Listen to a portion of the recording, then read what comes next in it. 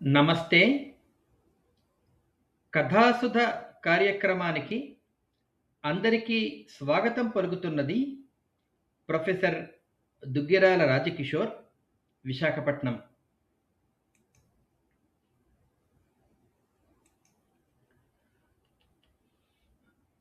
అనగనగా ఒక గురువుగారు ఊరికి దూరంగా ఒక ప్రశాంతమైనటువంటి వాతావరణంలో ఆశ్రమం నిర్మించుకుని జీవిస్తున్నారు. ఒకరోజు ఒక వ్యక్తి ఒక విధమైనటువంటి ఆందోళనతో ఆ గురువుగారి దగ్గరికి వచ్చాడు. అయ్యా, ఒకడు నా జీవితాన్ని నరకం చేస్తున్నాడు అన్నాడు ఆందోళన పడుతూనే. ఏం చేస్తున్నాడు? రోజు వచ్చి డబ్బులు అడుగుతున్నాడా, లేదా నిన్ను బెదిరిస్తున్నాడా అని గురువుగారు అడిగారు. అదేం లేదండి, అతను అసలు నా దగ్గరికే రాడు ఎప్పుడు. కానీ ఊళ్ళో కనిపించిన ప్రతివాడికి నా గురించి చాలా చెడ్డగా చెప్తూ ఉంటాడు, ప్రచారం చేస్తూ ఉంటాడు. దానివల్ల ఎవరేమనుకుంటున్నారో వీడిలా ప్రచారం చేయడం వల్ల అని నా మనసు ఒకటే ఆందోళన పడుతూ ఉంటుంది. నా రక్తం మరిగిపోతుంది. రాత్రిళ్ళు అసలు నిద్రే పట్టడం లేదు. చికాకు చికాకుగా ఉంటుంది. నా చికాకంతా కూడా ప్రతిరోజు నా భార్య పిల్లలమే పడుతుంది. వాళ్ళ కేకలేయడం, దెబ్బలాడడం జరుగుతోంది అని చెప్పాడు ఆ వ్యక్తి. అయితే ఆ వ్యక్తిని ఏం చేయమంటావు అన్నారు గురువుగారు.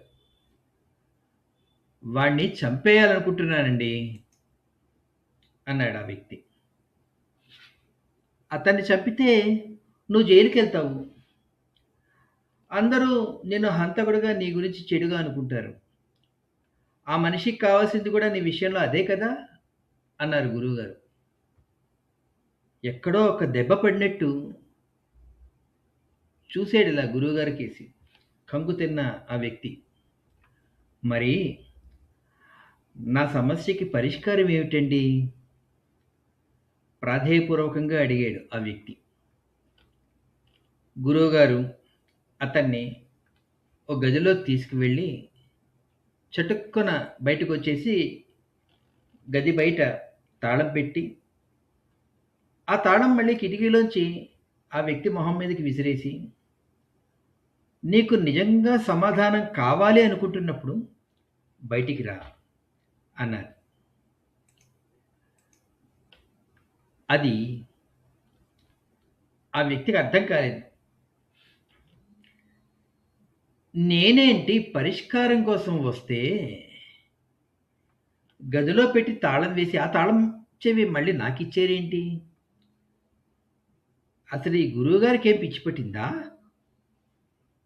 అని లోపల నవ్వుకున్నాడు. కాసేపు ఆ వ్యక్తికి ఏం తోచలేదు.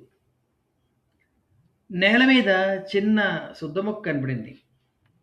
అది తీసుకుని, చేసే పనేం లేదు కదా, ఆ గది లోపల గోడ మీద బొమ్మను గీయసాగాడు. కాసేపు అయ్యాక ఆకలేసింది.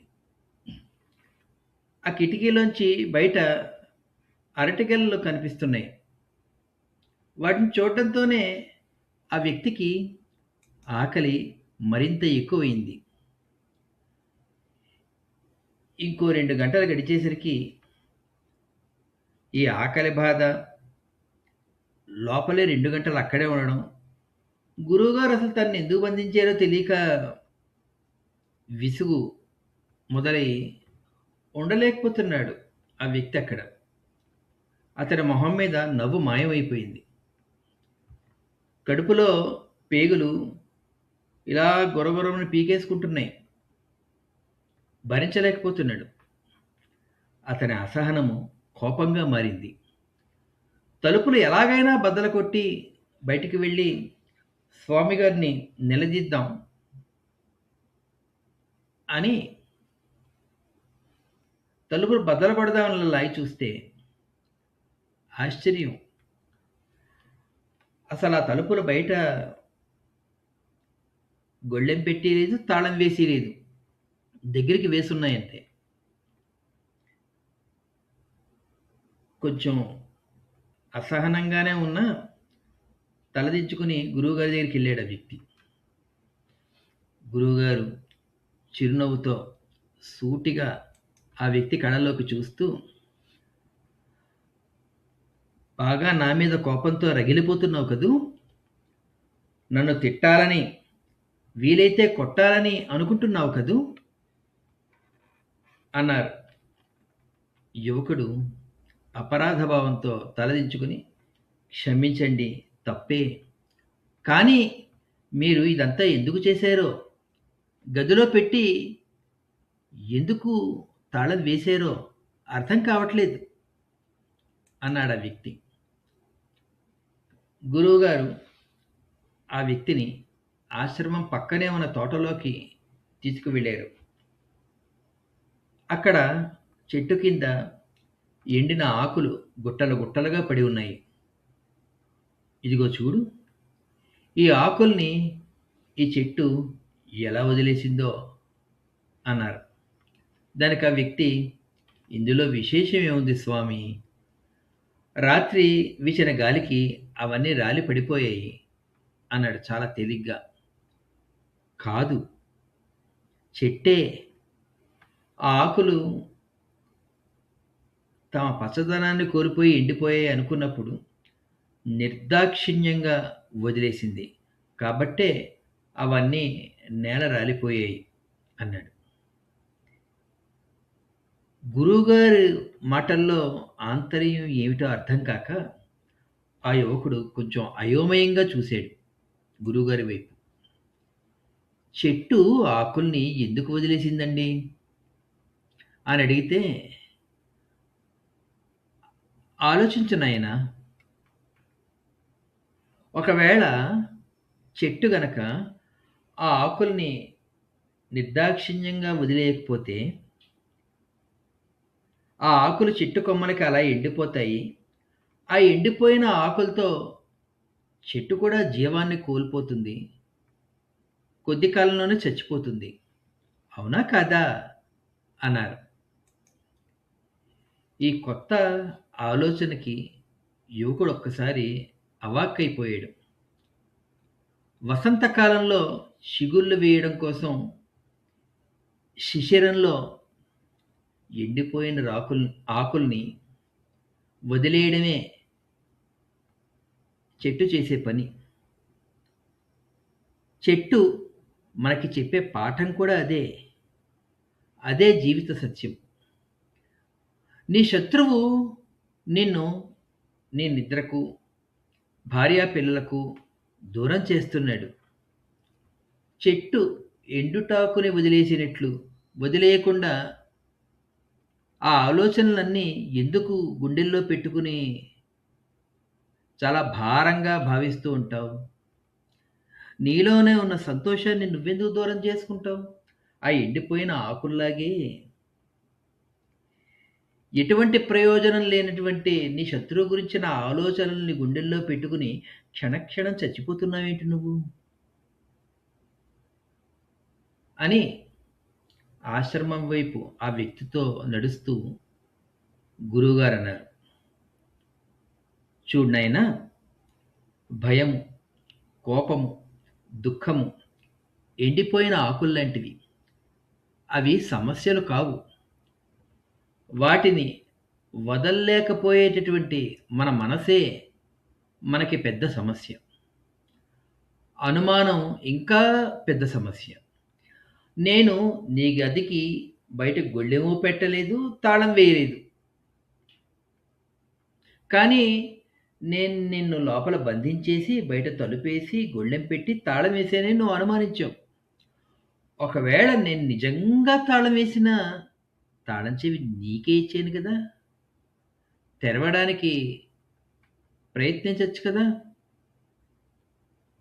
ఆ ప్రయత్నమే నువ్వు చేయలేదు. అనుమానంతో నీ ఆలోచనలన్నీ మూతబడిపోయాయి. అంతేకాదు, నీ కిటికీ పక్కన ఒక కర్రుంది. కిటికీని ఆనుకుని అరటి చెట్టు, గెల ఉన్నాయే. ఆ కర్ర సాయంతో ఆ గెలకున్న పళ్ళు తెంపుకుని నీ ఆకలి తీర్చుకోవచ్చు కదా! నా మీద కోపంతో నీ దృష్టి అసలు అటువైపు పోనే లేదు. ఏం చెయ్యాలో తెలియక గదిలో ఉన్న సుద్దముక్క తీసుకొని గోడలపై పిచ్చి పిచ్చి బొమ్మలు వేసుకుంటూ నన్ను తిట్టుకోవడంతోనే నీకున్న సమయాన్ని గడిపేశావు. సిగ్గుపడకు నాయనా! అందరూ చేసేదదే. సమస్యకి పరిష్కారాలు ఆలోచించకుండా, ఈ సమస్య వల్ల ఏం జరుగుతుందా అని తదుపరి పరిణామాల గురించి అనేక సందేహాలతో సతమతమైపోతూ, అందమైన జీవితము అనే గది గోడల్ని నిరర్థకమైనటువంటి బాధల సుద్దమొక్కతో పిచ్చి పిచ్చి గీతలు గీసి మనిషి తన మనసుని, జీవితాన్ని పాడు చేసుకుంటున్నారు.